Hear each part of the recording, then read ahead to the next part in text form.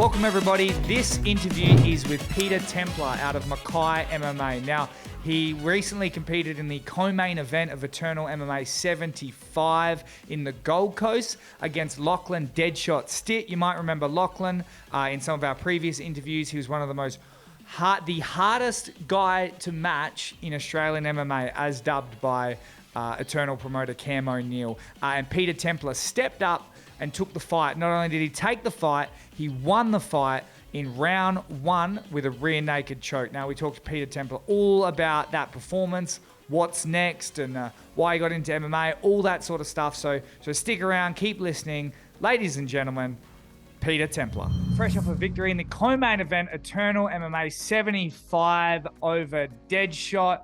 Lachlan Stitt, who one of the most hyped men in all of mixed martial arts in Australia. Peter Templar, mate, you shocked a lot of people. Yeah. It was good that he had a bit of hype behind him. Had a lot of eyes on the fight, I think. And yeah, it just sort of worked out better in my favor in the end that everyone was watching. Now, obviously, you weren't shocked at all, but can you put into words what it feels like going up against someone who they basically turned Lachlan Stitt into the boogeyman? Cam O'Neill said he was like one of the hardest, probably the hardest fighter to match in the history of his promoting. How did it? First of all, talk about how that fight came about, and then what it felt like to be in there with him. It wasn't that much of a surprise when Cam offered it to us again this year. There were a couple of times last year I think I agreed to it the first time, and then he couldn't make that one, and then they offered it like a month later, but I was in Adelaide that week, I think, so we couldn't do that week, and it just didn't quite line up. But yeah, so when it came around again, I think after he couldn't get a match up on that the previous Eternal in the Goldie, and yeah, we already had a good 8 weeks, so plenty of time. Did you buy the whole hardest guy to match in MMA? Maybe because he is signed to Eternal, maybe it's like more so Queensland fighters and like the fighters around Perth and whatnot. Yeah, maybe that makes it a bit more difficult, but yeah, you think 2-0. There's some good guys out there. Yeah, and it was just like obviously like super talented guy, but yeah, I did ask him about that, about like the actual signing exclusively to Eternal. Although one of the best promotions in Australia, it does make it tricky at times when guys are bouncing around to other promotions. Have you been asked to sign exclusively at all? No. Would you? I don't know. I'd have to have a look, see what they offer. But yeah, I love Eternal. Eternal's probably the most consistent, well-run show with great matchups. But I haven't had any issue with other cards either, and they've always been good to me. So yeah, I'd have to have a good think about that one. Well, I know they do look after the guys that they do sign exclusively, and now that you took out one of those guys, where do you think it puts you in not just Australian MMA, but I guess the Eternal rankings? Within Eternal, it's got to be looking around that top 10 somewhere, I would suppose. I honestly haven't had a great look at the guys sort of outside of them championship contenders, but you'd think somewhere around that top 10. Is there anyone out there that you really want to get in the ring with? Not really. Hey, I'm not that. I haven't. I was just focused on that fight. I'm not the kind of guy to go picking out my next couple of fights after this one. Having that already, I was just focused on that one. That one only finished a couple of days ago. I'll chill this week and then maybe start having a look. Come on, mate. You know it's my job. I want you to call everyone. Yeah, I know. That's all good. Coming off like a huge amateur career, you were 4-0 in amateurs. Obviously, a really well-renowned black belt, Mackay MMA, and going 0-2 in your first two professional fights. Where did that put you in your mindset? Did it slow down the career? Talk us through that. A little bit. We had a little bit of time after Martinez. I was still pretty young. I think I was maybe 20 at the time, and I was still growing. And I missed lightweight for that fight. That was probably a bit too much for me getting down to lightweight. So I was still growing, sort of still filling out. And obviously Martinez, a very accomplished fighter now. After that, that was his first pro win. Went to the Eternal belt pretty quickly, and then the loss to Jamie Spawn. I had my moments in that fight. I yeah, he got on a rear naked again, didn't quite finish it, but yeah, lost to two very good guys. But I knew I had the ability to turn it around. Because you've been out there since you were a teenager. Is this definitely something you wanna do full time and make a career of? Yeah, yeah, for sure. I just had when I had my very first fight, I waited till I was 18 and fought a couple of months after that. So yeah, I was fairly active as an amateur and now obviously pro. And speaking of being active, do you want to get a certain number of fights in this year?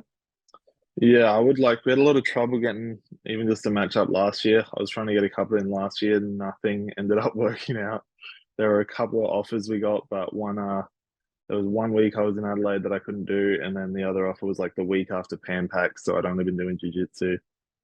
But yeah, this year I've got a Thai fight lined up pretty much the week before that next Eternal card that Cam pretty much asked if I was ready for that, but I got a Thai fight, so work on the striking a bit, and then yeah, look to come back after that. I mean, you got the victory the way we all thought you could. First round, rear naked choke. But striking wise, how did you feel in there, especially with a guy like Lachlan? Yeah, I didn't get this. I would have liked to strike a bit more. I should have. Yeah, there were things I definitely could have done better. We knew he was going to come out hard. That's generally what he does. And yeah, he was throwing 110% in every one of those punches. And even the shorter range ones were hitting pretty hard. So I knew I had to weather that storm a bit. And then, but yeah, look to either strike back or look for that takedown. And you guys talked, there was a lot of talk about you training previously together. How in depth was that? Did you actually get rounds in with each other or? Uh, sort of. He he trained with us for like probably a year or two, but it was back when we were both pretty young before I even fought. I would have been maybe 16, 17, and Lachlan was probably like 15 at the time, 14, 15. And then he's popped in. He comes up occasionally, I think, to maybe see his family and that live up here, and he'll come get some rounds in. He popped into the gym at the start of this year, but I wasn't there. I was in New Zealand for that one. So we've sort of, yeah, we've hung out after fight shows before, and yeah, we're friendly, but it's not like we were doing full fight camps together or anything. And you've had losses in the professional ranks before. This is his first professional loss. If you had any advice for Lachlan, what would it be? Yeah, he's so talented and like still very young. He's got all the time in the world. I'm sure he's only going to improve. And where's your love, mate? MMA or jiu-jitsu?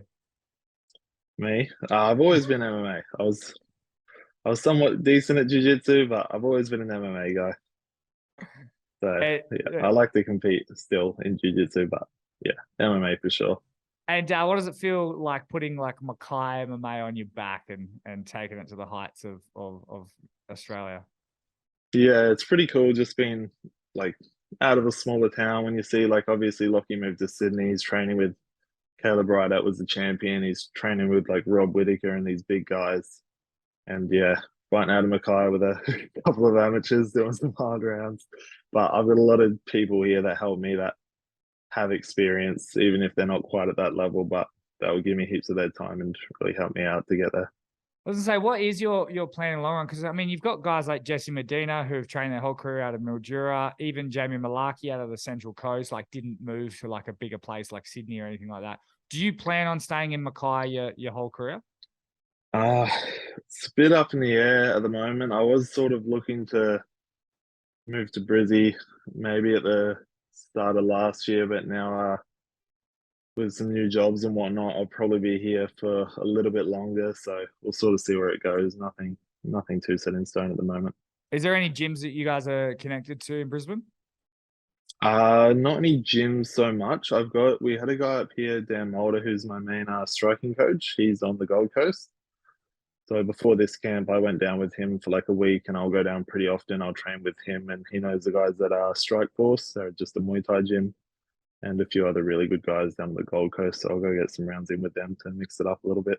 Awesome, mate. And in terms of mixed martial arts, I know you got a Thai fight coming up. In terms of MMA, when can we see you back in the cage? Oh, that one's July, so probably maybe see what's happening around August, September, October, whatever pops up, And sort of after that mid-year. And you don't mind who you fight? Got no one? No, I'm not too picky. We generally don't say no to those harder fights. I've fought some decent dudes, so yeah, not too picky. We'll see what Cam offers or any of the other promotions. I mean, you fought David Martinez in what, like your first fight? So that's Yeah, that was both our first pros.